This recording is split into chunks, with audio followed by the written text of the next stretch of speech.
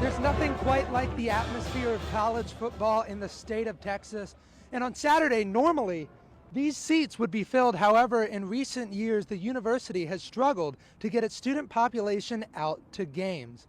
I had the opportunity to go across campus and talk to different students and figure out what the school needs to do to encourage them to come to games. My stadium is tucked away in the hills of Pennsylvania. State College, Pennsylvania, home of the Penn State Nittany Lions. Give me Beaver Stadium. Look at this place. There is no atmosphere more electrifying than a Penn State whiteout. Things may be cooling down outside, but they are definitely heating up on the debate podium. With elections just 3 weeks away, candidates across the country who are gubernatorial nominees like Georgia's Stacey Abrams are beginning to become targets of the debate as they fight for their chance in office. Abrams challenged Governor Kemp's belief in voter suppression and gun rights. In the Ohio Senate race, Democratic Congressman Tim Ryan also faces a heated debate with public figure J.D. Vance saying he should, quote, move back to San Francisco. Now let's go ahead and take a look at the 7-day forecast. And one thing you guys want to keep in mind as we start to go towards the fall weather, we're getting a little warmer this week, but over the next month we're going to cool down. And one thing to keep an eye on is your tire pressure, because as it starts to get colder, your tires are going to shrink. So you want to make sure you keep an eye on that pressure so you don't have a flat on the way to work or on the way to school. On Monday night, FC Dallas took down Minnesota United in penalty kicks to advance to the Western Conference semifinals.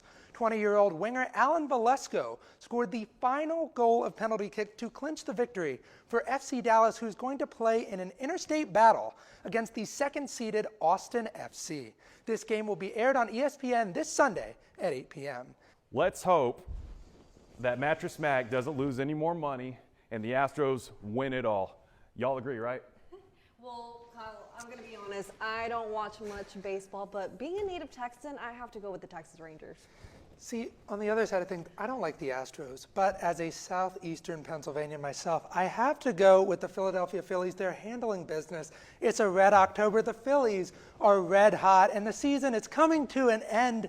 But guess what? Basketball is back in the DFW, and I'll have more on the Mavs season opener. And I have some good news for you UNT basketball fans right after this. One thing I did notice was quarterback DJ Shelton. First 2 drives, they stall out, and he just goes to his teammates, guys, we're good, and he goes out there and he delivers for a big touchdown. Thank you very much, Alec, and you're exactly right. You can see that. When you're a football team in the state of Texas, you're expected to win. I don't care if you're Texas State, if you're UTEP, if you're Sam Houston. You are expected to win football games. This state is a football state. Tom Landry once said that football is to Texas what religion is to a priest. You have to win football games, and there's no amount of winning that they can do the rest of the year that is going to be a successful season for the Mean Green. And that was pretty quick there, Alec. That was very quick. I mean, wide open. There had to have been a blown coverage there, whether it was from a linebacker that needed to pick him up. But, I mean, he's wide open here. Look at this, a beautiful pass. No defenders near him, and he just finds his way to scamper in for 6 points right away. The first play from scrimmage for the Argyle Eagles. There it was again, that design defensive back blitz. C.J. Holmes not touched by anybody. The entire Southwest offensive line didn't pay him any attention. He gets right in there to bring down number 15, the quarterback, Josiah Jackson. This is going to be a hot take for some of you UNT fans. Yes. The next one that I love, it is hands down my favorite one that we have. Give me the flying worm, okay? Like, this is beautiful. What? No. This green, the accent, way. it is beautiful. You can't talk it is about clean. me with Baylor. You like Bro, this garbage. I didn't choose a highlighter. I didn't think you basically did. The flying worm. Are you kidding me? Look. Are you reading a children's book? Come on, man. Let me tell you something. Look, it gives us hope because we go back. We go back to the Hayden Fry days when we were actually a winning football team, something we haven't seen in a couple years and probably won't see for a few more years. Man, but what is that logo, man? It is beautiful.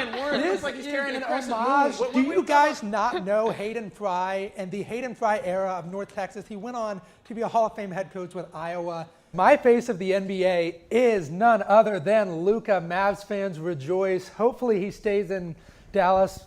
Probably need to get a ring there, but I mean, Luka is the face of the NBA. I don't think there's really any other answer. The 2019 Rookie of the Year. He is 10th all-time in triple-doubles at the age of 23. He's 23. Most consecutive games with 25 and 5 and a 3-time NBA All-Star. I mean, Luka Doncic has been absolutely dominant in his time in the NBA. Look, I've got a bone to pick with a couple schools. My worst mascot is right here in Conference USA. Western Kentucky, if you're for some reason watching this, I want you to know that you need to do better. Big Red? I mean, look at this thing. Have you guys seen like the old McDonald's cartoon, The Grimace? Like, this is Grimace. Like, this is pathetic. This is what you come up with. Look, I'm going to tell you, I don't know what a hilltopper is, so I don't know what you're going to go with, but a red blob, like, you couldn't have come up with something better. I know you're a college, you have money, you get money. Pay some people to come up with a better mascot than this. Like, this is pathetic, and I know Xavier had the blue blob for a while. Like, what in the world? That's somehow even worse. Yeah. Like, Can we put it up? The ugly cookie monster? Really quick? Yeah, like, look at that thing. Like, That's even less really, like, detailed. come on. Like, the creativity is lacking here, guys. It's truly pathetic.